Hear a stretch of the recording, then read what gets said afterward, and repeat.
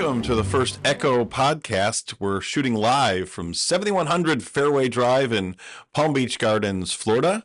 So we're on the podcast, and let's see who our first guest is today. Will Dean. I brought you some liquid. Thank you. Okay. So Will, come on in. Got to stay hydrated, right? Always. Yeah.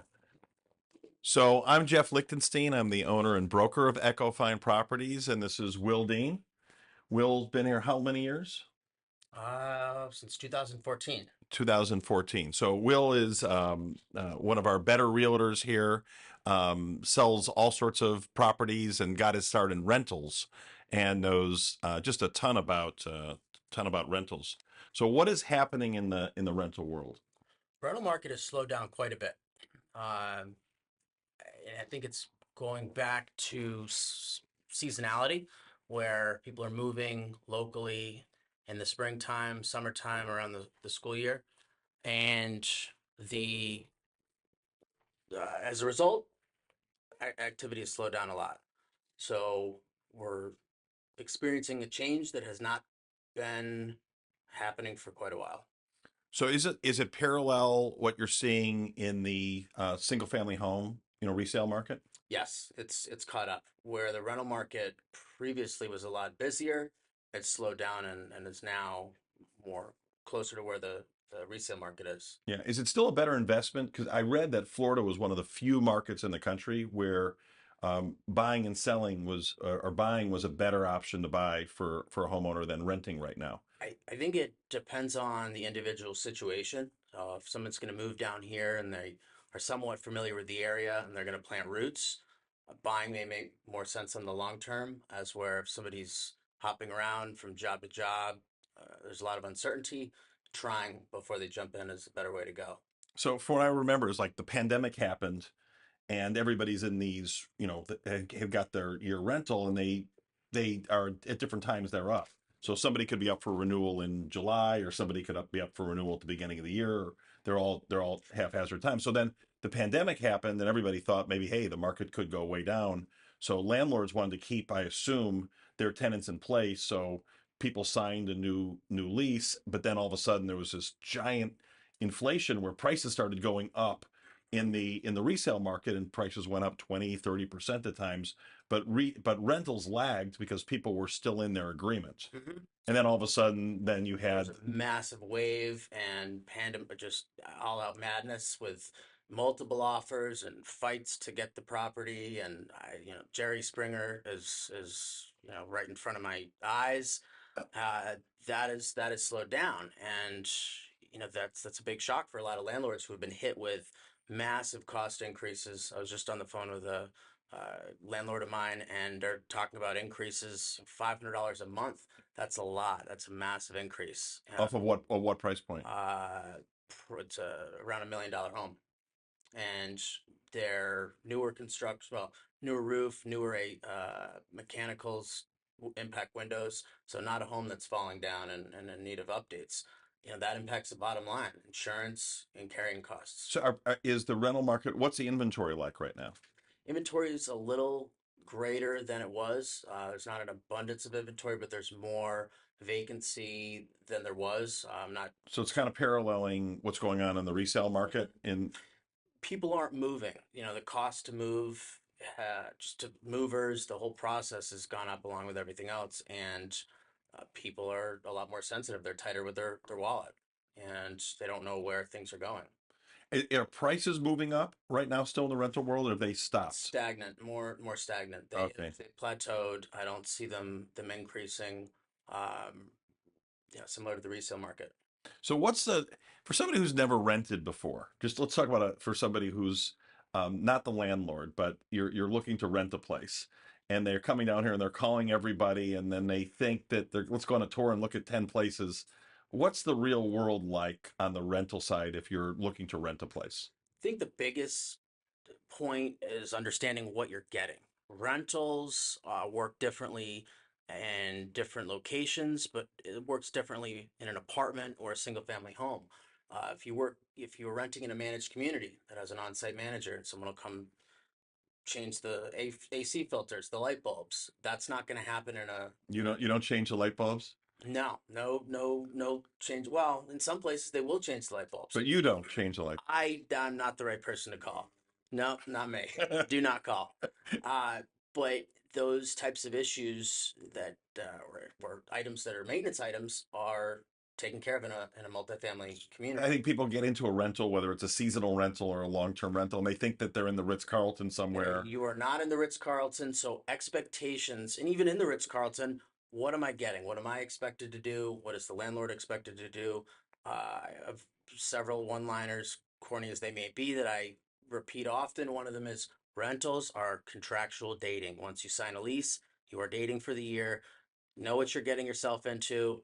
You better not have to surprise month two where the landlord's not responsive or they're not taking care of pest control and those sugar ants are bothering you.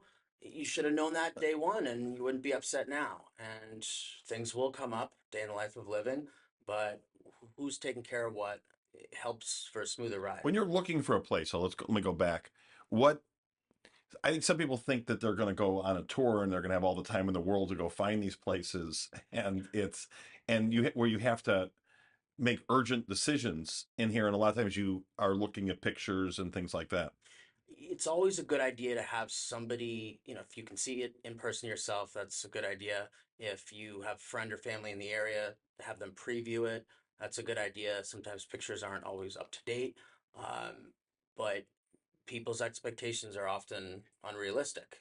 And when you're looking at rentals, you have to be able to act quickly. They move typically quicker than a resale, and there may be So others what does quickly mean?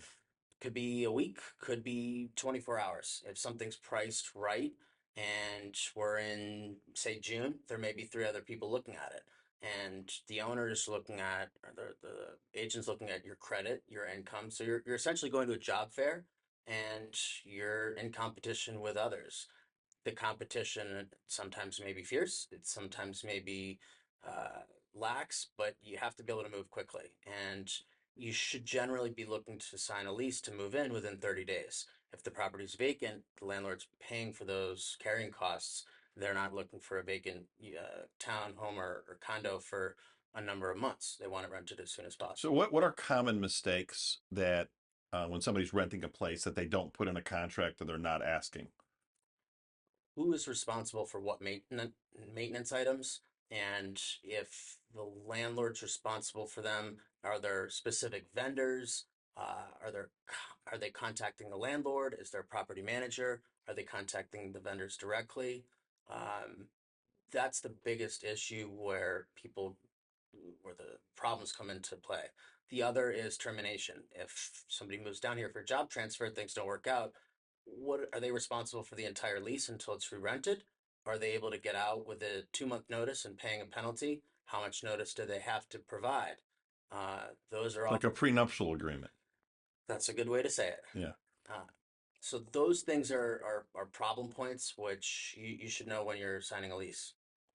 Um, Rental increases. People get very upset. No one likes to pay more, and Do you recommend for somebody renting a property to do a 2 year? So you have an option built in so that it puts that.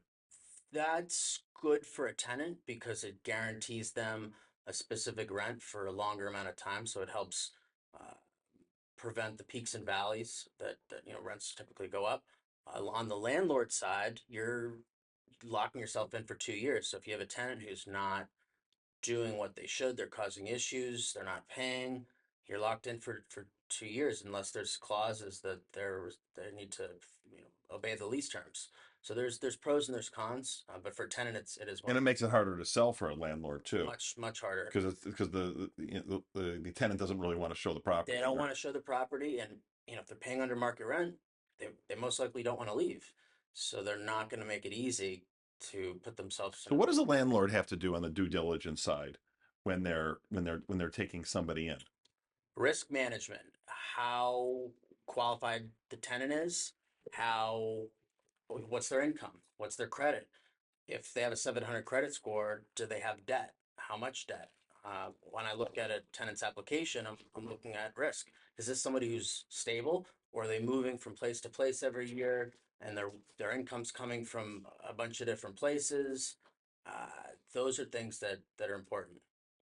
And then how about pets?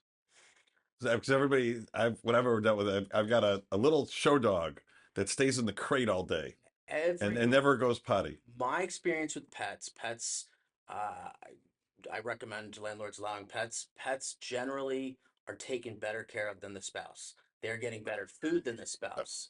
They are pet, massages, the list goes on. Pet spas, and you're going to get a typically non-refundable pet fee, and you're, in often cases, more so with multifamily, there's a pet rent, and the damage exception of pet puppies, the worst case is, there's some pee on the carpet that needs to be cleaned, and you're taking a security deposit. So the risk for a pet is not as great as people think. The issues, sometimes smaller dogs are barking, and you breed restrictions, which can increase the insurance costs. But How much does increase the yield if a landlord takes pests? there's statistics for this. I would say 70% of people, 60-70% of people have pets. But what percentage will say no pets? 30, that's really hard. Maybe 30-40%. So it's really restrictive then. There's a good chunk, and they generally sit longer. And then that no pet, I have a client who didn't want pet, or they did want pets. The tenant didn't have a pet, and she went with him because the other applicants had two large dogs. In the middle of the lease, the landlord gets the AC serviced. Little do they know, there's clogged hair, and the AC is all clogged, and the landlord said, "Well, Maybe this they were should be." growing their hair out. They were not growing their hair out. They had two puppies that were emotional support animals, service animals. So doesn't everybody have an emotional support animal these It days? seems some in, miniature horses, uh, but those types of things, there is a workaround for that. That in that case, the tenant didn't need to pay a service or a pet fee, and they were not in violation of their lease based on the laws. So, even if you don't allow pets, you may be forced to allow one that you don't want. How do you, if you're a landlord or if you're thinking about renting your place out, how do you know if it's good for you or you shouldn't be in the business? Because I think a lot of people are just not cut out for the whole thing. I would agree with that very strongly. Most people are not cut out to be landlords. There is nothing wrong with that. You're going to take a lot of abuse. Your property may take more abuse than it did when you lived there. And what it comes down to is how emotionally attached are you to the property? If this is a home that you've raised your kids, and you want to pass it along to them when they're older, and you just want to cover costs and put some dollars in your pocket now, and you're thinking about renting it out, would you be upset if there was a this size hole in the wall? Would you be upset if the place flooded and you need to put in new floors? Those types of things happen. They're not necessarily neglect, but you can't have an emotional attachment to it. It's like a stock. If you buy a stock and it has a funny name, how does that affect you? You don't care if it's making you money. Easier said than done. Right. Or you have a nitpicker. You have a nitpicker. You have an engineer who you're renting, and well, this is not level. There's a speck of paint that keeps reflecting a funny way. These things happen, and Yeah. you'll run into all different personalities. I did one early in my career and I got a call like at 10:30 at night and this lady just did not like the microwave. It was not working. And she goes, the microwave is not working. The shrill just went through my whole spine. And I'm like, I'm not cut out to handle rentals. She didn't like the bed. She wanted a bigger bed. And she goes, I know we didn't want to, there was no Probably needed to everything. go to the chiropractor because now her back hurts and Right. it's not walking right, and now she And wants then you to need sue the to, landlord because her back, she's walking funny, and you know the list goes on. And what's the strangest rental story you've ever had that you can tell on a national podcast or at least a local I podcast? did have a tenant who, well, they were a buyer too. One of the many that looked at a home and thought he was going to purchase the home, and second showing without his girlfriend, and walked into the home with a backpack on, pretty large backpack. older man, and he walks in the house and takes a beeline to the bathroom. And I said, "This is a little strange." And 5 minutes later, he comes out with a beach towel and short swimming shorts on. And I opened my eyes very, very large and was a little stunned, which takes a lot. Uh, and he, with a big grin on his face, swings the sliding glass door open and does a more or less a cannonball in the pool. And I, shocked, what felt like an hour was maybe 30 seconds, start screaming at the top of my lungs, "Get out of the pool, get out of the pool." And a lot of things are going through my head. I'm thinking, am I going to lose my real estate license? This is not good. I'm going to be in a lot of trouble for this. And he shouts back at me, "What do you think that I'm going to put an offer in on a home that I haven't swam in the pool? You can't tell me that I'm the only one that has done this." And at that point, with his response, I was more concerned, and I screamed louder as he's getting into the hot tub now. At this point, the big and as my screams You got in the hot tub? got in the hot tub. Okay. Did you like turn it on or was it No, cold? it was on for the showing with the Yeah. bubbles were Oh, on. okay. Well, then you set the scene. It may have been your Maybe it was was my too maybe tempted by the in bubbles. the future I Yeah. make a note not to turn on the hot tub. He gets out of the pool and he's bolting for the doors. I'm screaming, "Get out, get out." I shut the door and said, "Dry off. You cannot run back soaking wet in the house." And he said, "Thank you for letting me do this. My girlfriend would have never allowed this." Said, "I want to make it very clear, I did not allow you to do this. I'm probably in a lot of trouble now, and this is not okay. This is not okay behavior." And he said, "Okay, okay, well, we have one more house to see." And I said, "I'm not so sure if I can bring you to this house." He said, "Will, I promise I won't jump in the pool." And I said, "Okay." And he did change back into his clothes out of his wet bathing suit. We left the house, and the next house he saw, he ended up buying. I will say it had the But you nice. never bought the house with you didn't like the pool. I'm not sure if that was a decision point that affected him not making an offer in on that house. The next house we saw had most likely the nicest pool in the community, so he won there. But So what else? What's story number two? those types of things. I had a woman who called the fire department at 2 in the morning because I didn't pick up my phone. I don't know how many missed calls later. There was a smoke detector that was beeping You don't turn you leave in it off at the middle 1:30. of Call it a in the 1:30, middle of but the after night. two you The to fire four you department can't. comes and says, Yeah. "Ma'am, there's no fire." And she said, "Well, this is beeping. There's something going on here." And they said the battery needs to be changed. And then, Hmm. this is not, you can't be calling the 911 to report issues like this. And she said, "Well, Will didn't pick up his phone." She said, "Well, this is not an emergency." And then she said, "Well, can you change the battery?" And they said, "No, ma'am, this is not what we're here for." She was very upset and did not want to. Did you change the battery the next day? I did not change the battery, but I had given her instructions on how to change the battery and reminded her that if she looked at her move-in list, there are extra batteries and light bulbs in the closet.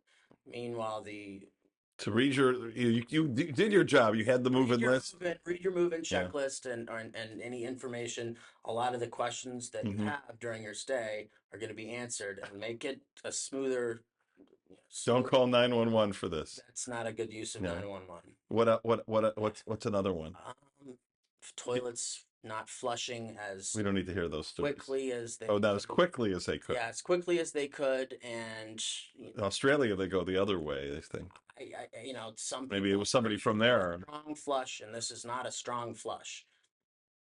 Is that a Gardens problem or a Jupiter problem? You That's think? a personality problem, and if the water's going Yeah. down, it's not a Yeah. certain amount of gallons. Um, Who's the strangest landlord you've ever had? I don't even know his name, but know, you ever somebody you just want to get rid of? yes. I mean, I can think of one in I, particular. in that We got mad because they changed the carpeting on him. they, Yeah. they, there was stained carpet that I, for some reason, didn't see, and they wanted the landlord to clean it. He refused. They said, "We're gonna do it on our own. We hired Stanley Steamer, licensed or reputable insured company to come out. They cleaned the They're good. They furniture. can, yeah. I've had them at my house. They did a good job. He even sent me pictures. And the landlord got upset because he didn't want the chemicals put into his rug and thought that they were disrespecting him because they But he wouldn't want it. But he wouldn't change the didn't want to carpet. change the carpet. Similar, same landlord didn't understand why the hot water wasn't working when he lived there for a few years and there was no issues with anything. It was fine. You learn to take a cold shower over The time, and landlord, cold shower does get you up and moving in your day, so there are benefits that of it. explanation didn't sit well with the tenants, Yeah. but Hmm. he also thought that the pests in the house were being brought in by the tenants. They were going out and picking bugs out on the trees and ants and bringing them into the house. And he told the pest control, how do I know that they're not being brought in? And you know, they said, So, if you're considering on the podcast becoming a rental agent, these are some of the fun parts of the job. this is Yeah. more running a circus than a real estate, and they're just You've different. changed light bulbs for people, I've heard. That's called sweat equity. In some cases, you have to do what you have to do. Um, Batteries go bad, remotes aren't working properly, Hmm. all sorts of things. If it can happen, and even if it can't happen, it will happen. And there's a long How many rentals do you handle a year? uh 50 to So 60 you're doing the management side of on it the as well. management side, probably around So 25 what's the 30. difference between the management piece of it and the non-management piece? Is it basically the light bulbs and the bugs and you're you're and gonna that part get of it? pulled into the equation whether you like it or not. If you're a realtor and you're doing a rental, the realtor is going to be the one to take the punch. If they put a lease together, if I find you a place, that tenant's going to call you for a few times, and then as you tell them to call the landlord, eventually they'll call the landlord. But Will, you put me in this house and the light's flickering. Why didn't you foresee this, that this would happen in a week after we moved in? The air conditioning's been broken and it's not been fixed for a week. Why didn't you know that this was going to happen? How could you do me like this? My kids aren't able to sleep. You're the bad guy. And so, there's just things you can't predict.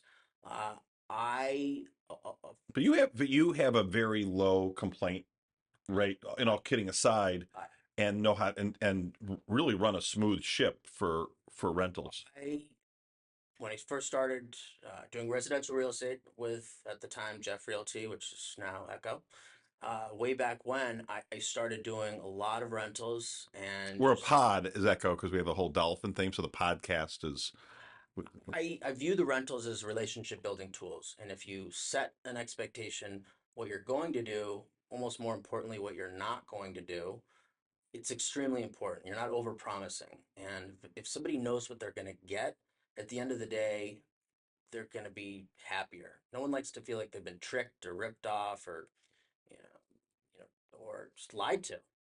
And so if you reiterate that again and again, generally makes for a smoother ride or tenancy.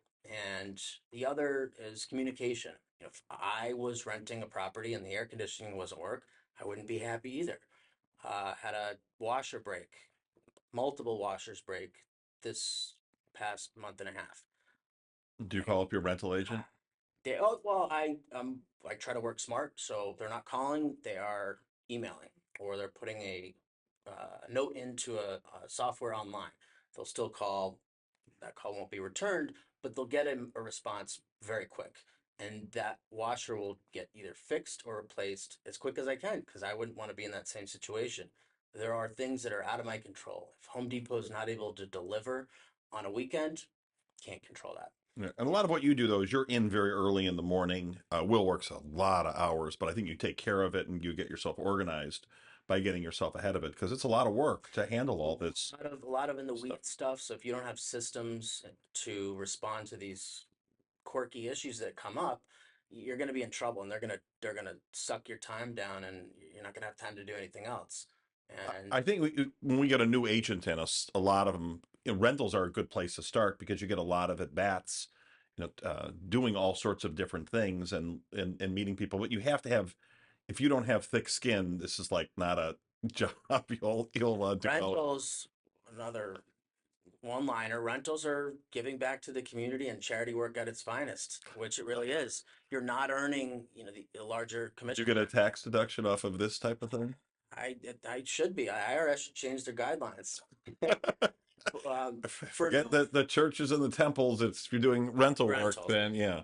but for a new agent who's thinking about getting into real estate, Barbara Corcoran, name should ring a bell.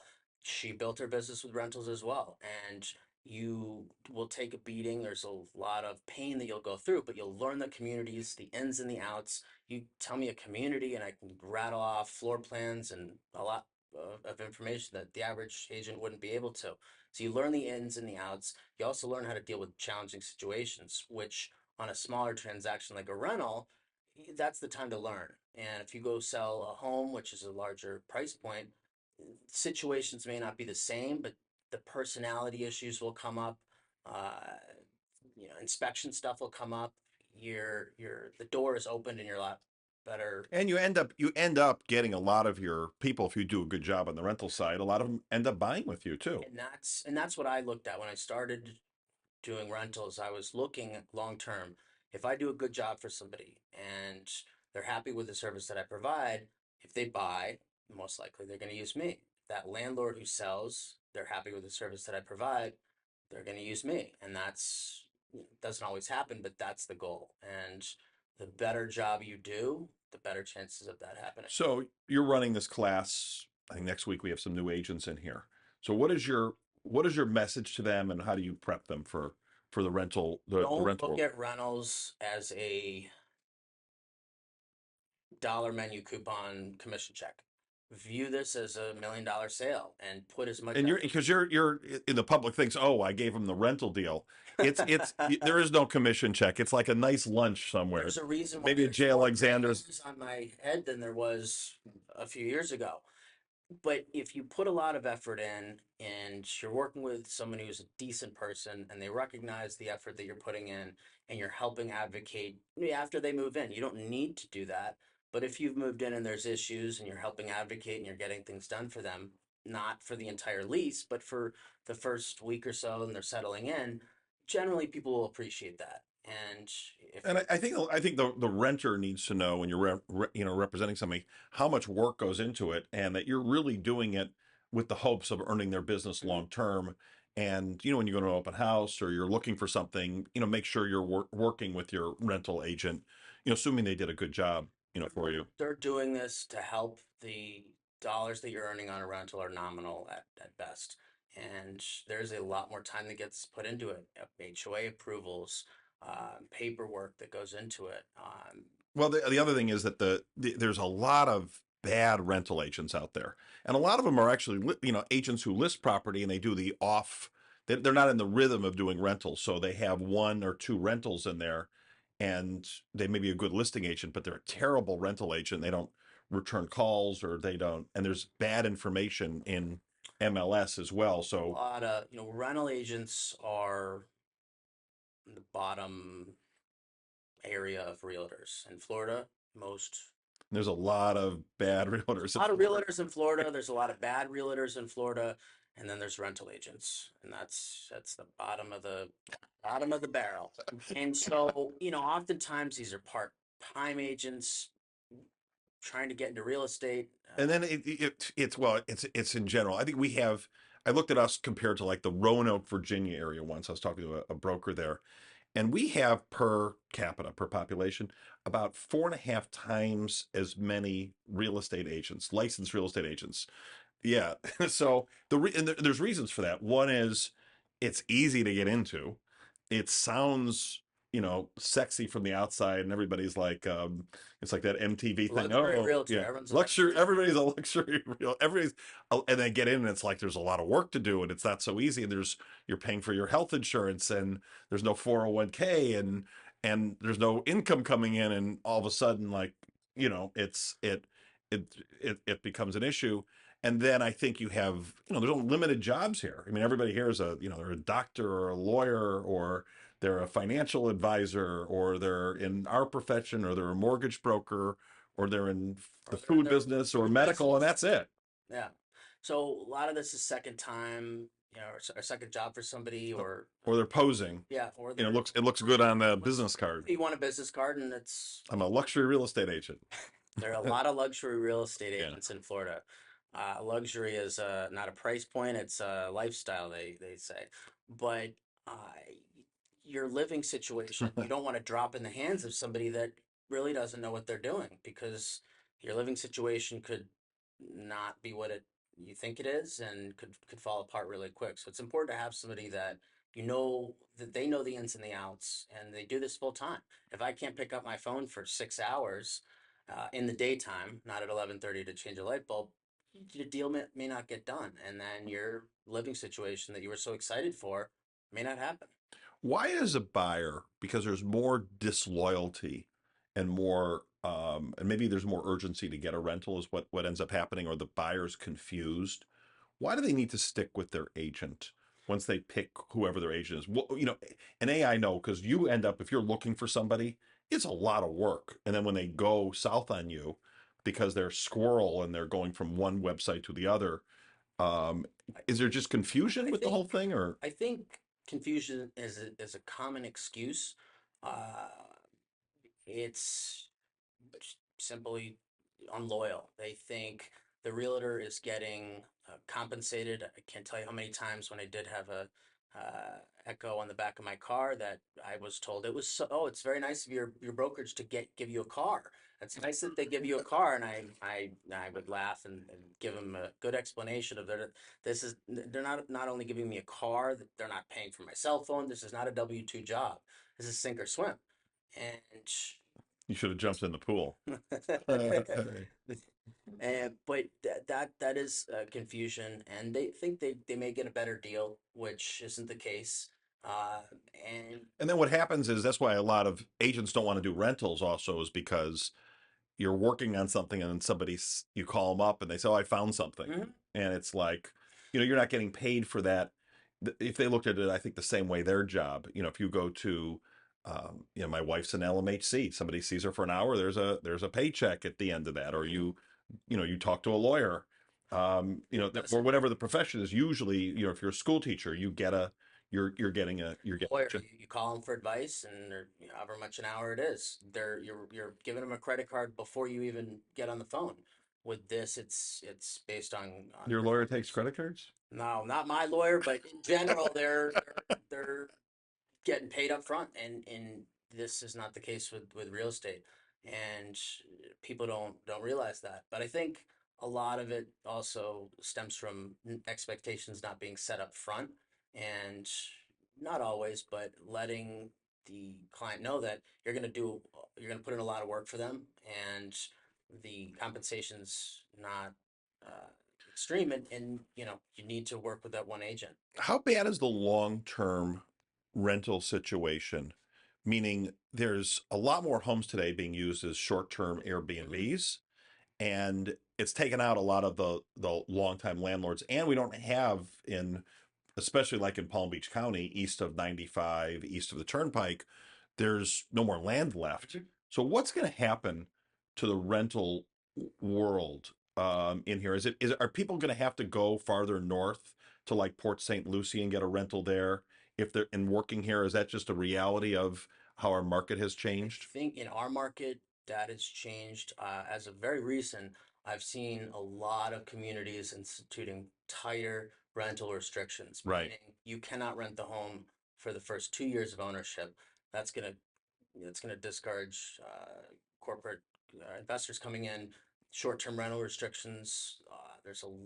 In our area. There's a lot of homeowners associations. They have laws that are going to prevent the extreme short-term rentals, but it does take the supply out of the annual rentals. So if you have 100 properties and now 60 are short-term right. rentals, the prices are going up. People are getting Because kicked out. you had a lot of people cash out of the old market, and then Mhm. there's these Airbnb, you know, people, and I think some of them haven't really figured out the Airbnb investors that on the long term basis they're not like a big corporation planning out, okay, in 15 years I need to replace the Mhm. roof, or what their tax situation is going to be like, or what their Yeah. insurance is in there.